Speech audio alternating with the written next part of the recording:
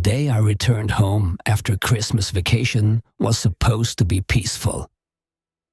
We're finally home. Yeah, something feels off. Instead, it became the day everything changed. The day I watched strangers destroy something that had been part of my life longer than some people had been alive. And before I could even step fully out of my car, The baby!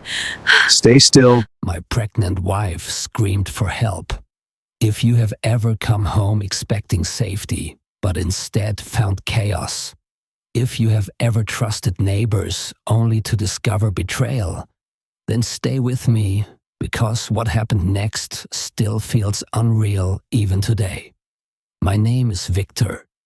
I am a retired insurance consultant. I spent most of my life helping people protect their future, managing risk, and solving problems calmly. I believed in structure, in rules, and in community. But that morning showed me something different.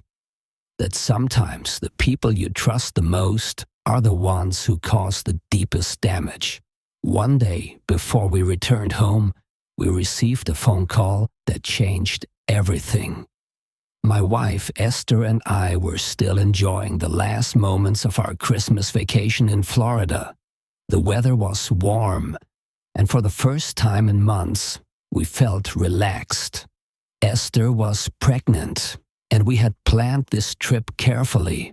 We wanted calm, rest, and time to prepare emotionally for our growing family. Late in the evening, my phone rang.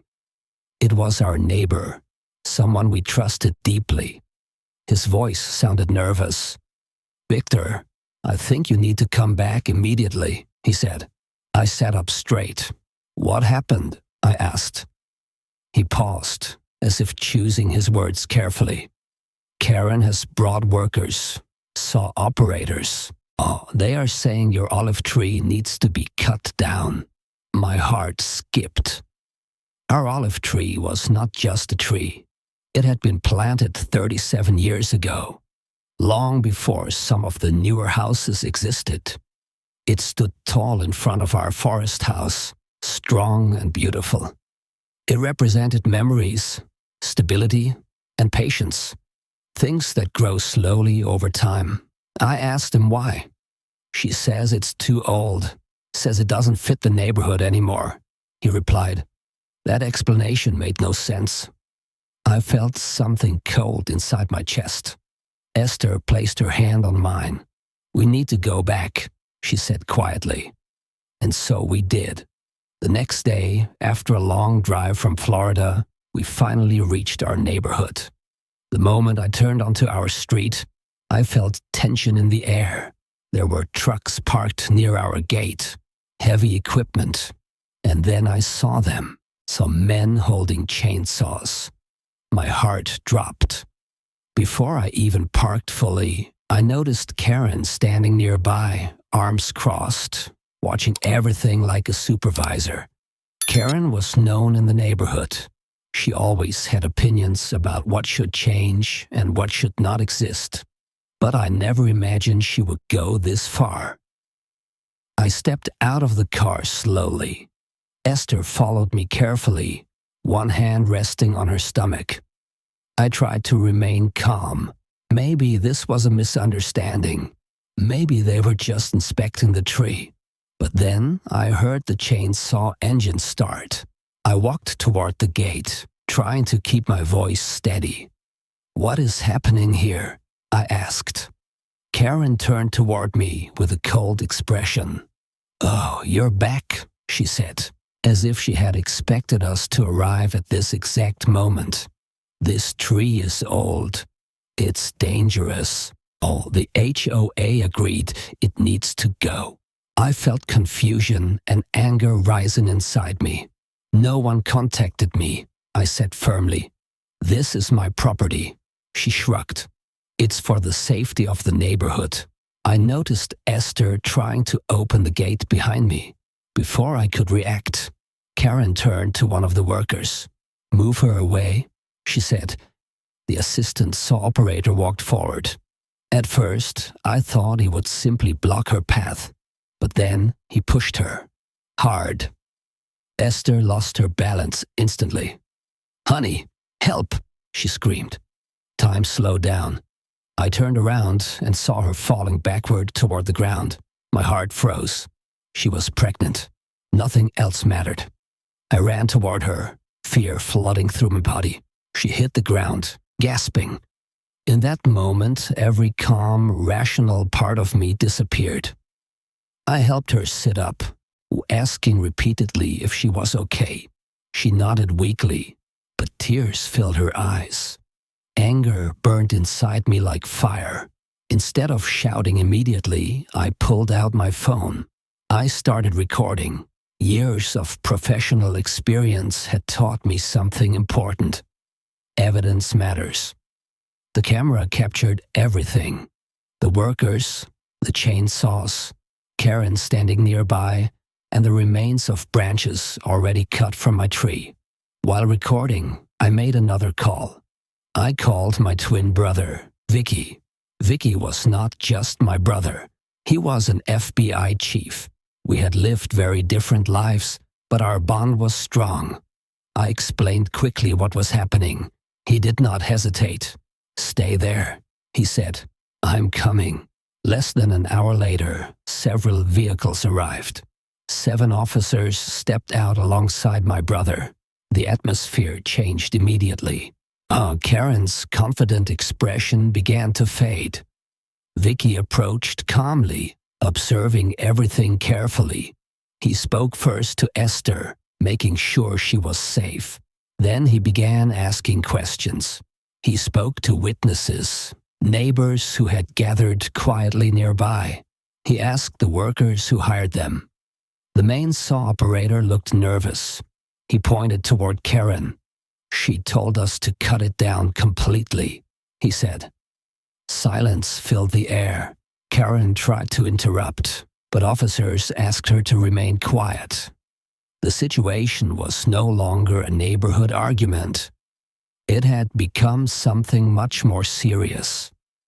After reviewing the situation and listening to witnesses, the officers made a decision.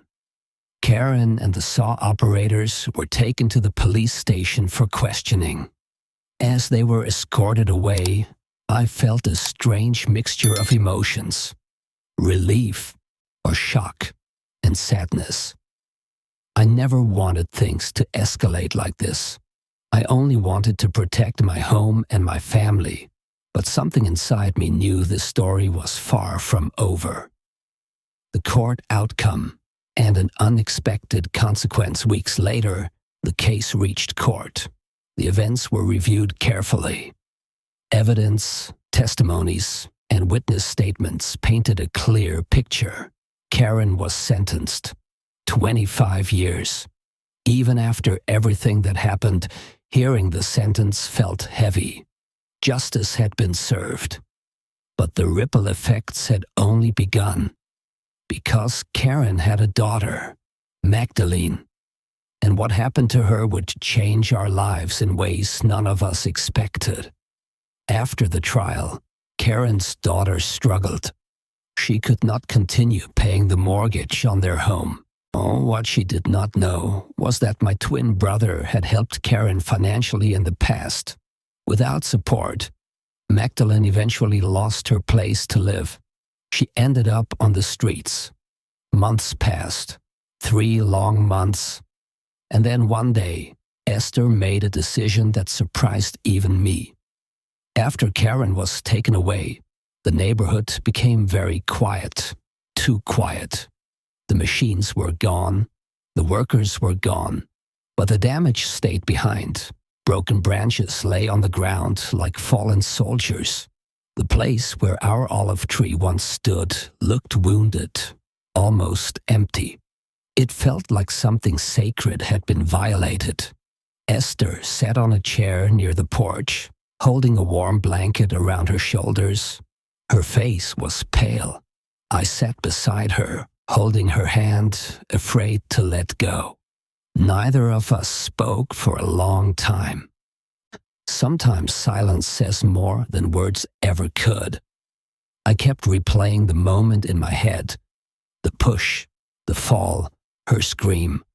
I kept thinking about how close we came to losing something far more important than a tree.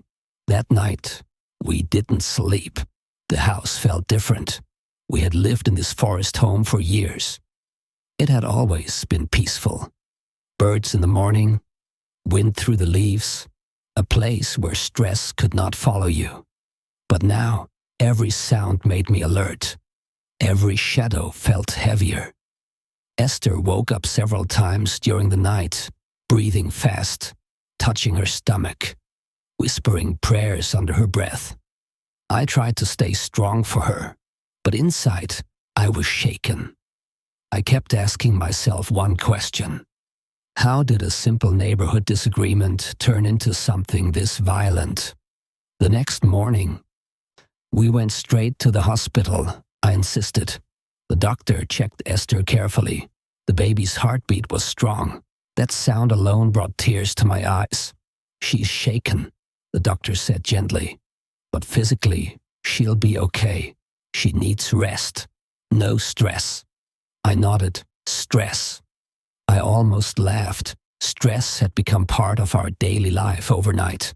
By the end of the week, the story spread beyond the neighborhood. People talked. Some whispered, some exaggerated, others judged. Social media posts appeared. Some people defended Karen, others condemned her. I stayed silent. I had learned something important over the years. Truth does not need shouting. It stands on its own. But what hurt me most was discovering how many people knew about the plan to cut the tree and said nothing. That betrayal cut deeper than the chainsaw ever could. When the court finally made its decision, I was not prepared for the weight of it. 25 years. Karen stood there, stiff and quiet, staring straight ahead. No apology, no tears, just silence. As she was taken away, her eyes briefly met mine. For a second, I thought I saw regret, but then she looked away. After the sentence, life did not return to normal. In fact, it became more complicated. Karen's house sat quietly for weeks. Curtains closed, no lights at night. Then one afternoon, I saw a young woman standing outside that house. She looked lost. She was thin, tired, carrying a small bag. That was Magdalene, Karen's daughter, the first time I saw. Magdalene, I did not know her well. She had always kept to herself, polite, quiet. That day, she stood on the sidewalk, staring at the house like someone mourning a loss. I wanted to walk over, but I didn't. Something held me back. Maybe guilt, maybe confusion, maybe fear of opening another emotional door when I was already exhausted. What Magdalene did not know, what almost no one knew, was that my twin brother had once helped Karen financially. Years ago. Quietly. No paperwork, no announcement. He believed in helping people without humiliating them. But now, with Karen in prison and the financial support gone, everything collapsed. The mortgage payments stopped. Letters arrived. Warnings followed. Then eviction. 3 months on the streets. I learned later what happened next. Magdalene tried to stay with friends at first, but favors run out. Phones stop answering. Couches become unavailable. Slowly, she slipped through the cracks. She ended up sleeping in her car. Then the car broke down. Then she had nothing. For 3 months, she lived on the streets. 3 months of hunger. 3 months of fear. 3 months of shame. And all that time, I didn't know. One afternoon, Esther asked me a strange question. "Victor, have you noticed the girl near the grocery store?" I shook my head. "There's a young woman," she continued, "always sitting on the bench. She looks familiar." Something in her voice made me uneasy. The next day, Esther went back to the grocery store. When she returned home, her eyes were red. She sat down slowly. "It's Magdalene," she said. My chest tightened. "She's homeless," Esther continued. "Victor, she's sleeping outside." I stood up immediately. No, that can't be true. But it was. That night, Esther could not stop crying. "She's paying for her mother's sins," she said. "She didn't push me. She didn't cut the tree." I understood what she meant, but my heart was divided. This was the daughter of the woman who almost harmed my unborn child. Forgiveness is easy to talk about, harder to live. After 3 months, Esther finally spoke again. "Victor, please," she said softly, "let her stay with us." I stared at her. "Esther, she has nowhere else," she interrupted. "And I can't carry this baby knowing I turned my back on someone suffering." I saw strength in her eyes. Not weakness, strength. Against my fears, we invited Magdalene over. She arrived with a small bag. Her clothes were clean but worn. Her eyes avoided mine. She stood at the door, unsure if she should step inside. Esther hugged her. Magdalene broke down. She cried like a child who had been holding everything inside for too long. The first nights were awkward, quiet, careful. Magdalene barely spoke. She helped with small things, washing dishes, sweeping the floor. She never complained. She never asked for anything. Sometimes I caught her looking at Esther with deep gratitude. Sometimes I caught her crying alone in the guest room. Slowly, something unexpected happened. Magdalene began to follow Esther everywhere. Doctor visits, grocery trips, morning walks. She listened closely when Esther spoke. She asked questions about pregnancy, about life, about faith. She started calling Esther Ma. At first, softly, then naturally. Neighbors noticed. Some whispered again. Some judged again. Why would you help her? After everything her mother did. I stayed silent. Esther answered calmly. Because kindness breaks cycles. Even as Magdalene smiled more, I noticed something else. She woke up at night, sweating. She flinched at loud noises. She avoided phone calls. Sometimes she stared into space for long moments. She was healing, but not whole, and I had a feeling. Her story was not finished. One evening, I overheard Magdalene on the phone. Her voice was tense. "No, I can't talk about that," she whispered. Then she noticed me. She ended the call quickly, forced a smile. "Everything okay?" I asked. "Yes," she said, too quickly, too carefully. And that's when I realized there was more. Something she hadn't told us yet. Something connected to her mother. Something that might change everything again. After Magdalene moved into our home, life slowly started to change again. At first, everything felt fragile, like glass that could break at any moment. We were careful with our words, careful with our actions. Even small conversations felt heavy because we were all carrying pain in different ways. But slowly, something unexpected began to grow inside our house. Peace. Magdalene woke up early every morning. Before Easter even left the bedroom, Magdalene was already in the kitchen preparing tea. She cleaned quietly, never asking for praise. She spoke softly, almost as if she was afraid to take up too much space. One morning, I watched her through the window while she watered the garden. She paused near the empty place where our olive tree once stood. Her face changed. She looked down, ashamed. "I'm sorry," she said softly, even though she thought no one was listening. That moment touched something deep inside me. She was not responsible for what her mother had done. Yet she carried the guilt like a heavy weight on her shoulders. A few days later, Magdalene approached me while Esther rested upstairs. "Victor," she said quietly, "there's something I need to tell you."